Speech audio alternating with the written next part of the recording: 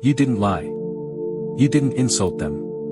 You just talked about them. Islam still calls it a sin.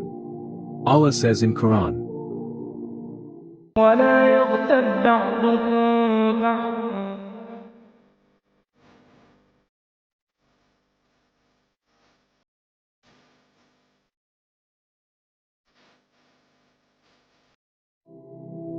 and do not backbite one another.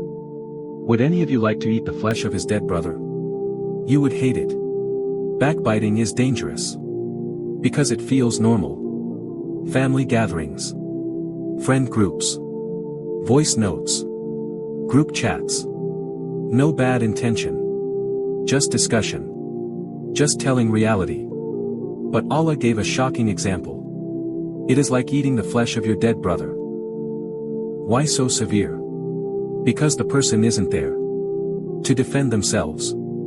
Every time we discuss someone's flaws behind their back, we trade our good deeds.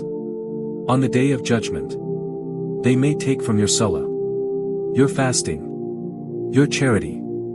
The tongue is small, but its consequences are heavy. Silence sometimes protects your akira. Comment, I will guard my tongue. Save this before your next conversation. Follow for Quran guidance for daily life.